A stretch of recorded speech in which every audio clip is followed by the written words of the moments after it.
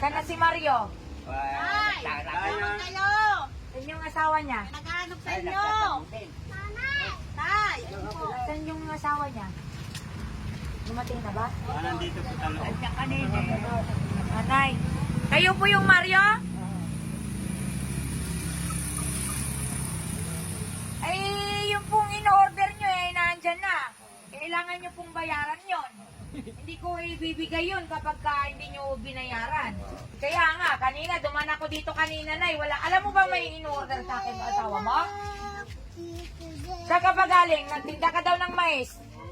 Pwede bang dito ka muna at magkaliwanagan tayo din sa inaano ng asawa mo? Di ba asawa nyo po tong Mario? Si tatay, nag-order ho sa akin ng mga paninda rin sa tindahan nyo. Ate ko ni masinawat eh.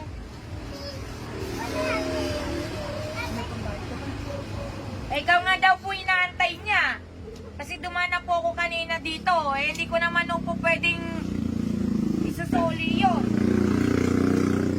Dahil ka na kakamil kailangan namin Kahit pa paano yan. Kasi ang trabaho ko kasi ano pangalan niyo po? Selvia. Kayo po yung nagtitinda ng mais, di po ba? Doon sa DRT. Sinabi nga po ni tatay. Ako kasi yung nagpapautang talaga ng mga laman ng tindahan. Gawa nga ito si tatay, sa amin ng form na nangungutang. Nandyan na po yung daladala namin. Kanina, ilalagay na sana namin. Wala daw siyang pera. Ikaw daw pong inaantay. Kailangan ko po magbayad muna. Hindi rin naman po pwedeng hindi po yun bayaran. Dahil ako naman po magbabayad pag hindi ko nabayaran ni tatay. 500 lang. Saglit po ay kukunin ko. Bahala na po kayo mag-usap ni tatay. Kukuhanin ko lang Saglit to.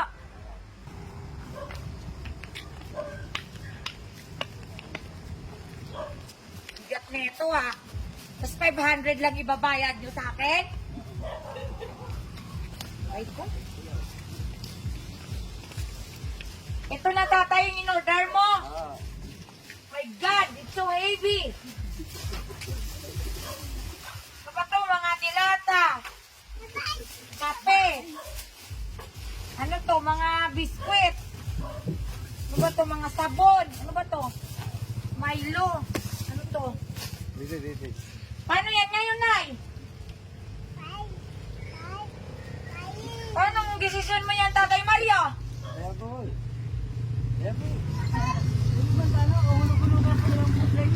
Ay, hindi po pwede. Kailangan nyo pong bayaran po yan ngayon. Kasi, alangan naman pong ibabalik ko pa po yan. Alam nyo ba kung galing pa po ng Maynila yan? Tingnan nyo mga galing pa kay Aling Puring. Binili pa po namin yan. Magkano ba pinagtindahan nyo sa mais? Di nga na, seryoso po ako. Tatay, pa paano? Babayaran yung dadahan ko na lang po. Lingguhan nyo na lang kung babayaran. Magkakano naman po yung magiging natin sa tingin nyo po? Magkano ito ba kinaita mo sa mais? Magkano yung pera? Imang 450, 500 lang kinita ni nanay sa mais ano yun? Kada linggo na lang. Babayaran na lang si Jelila lang ako kada linggo. Sa kapitbahay ng Gaboy. Magkano kaya masisingil ko kada linggo na sa tingin mo? Hindi ko na po yan hindi ko na po yan interesan. Yan po ay kung magkano ang binili, yan lang po ang inyong babayaran dahil gawa ng tulong po na rin po yan sa inyo. Sa tingin nyo po, magkano pong pwede nyong dyan? Masingil ko po kada linggo, kung sakali naman po. 500 isang linggo? Saan ka kumukuha ng mais na tinitinda mo, nanay? Binibigay lang sa akin ng nilalakpak lang ko dito. Ito, kasama yun. Tapos binala ko mo dun sa DRT. Kayo, nanay. Ano ulit? Silvia? Opo. Silvia!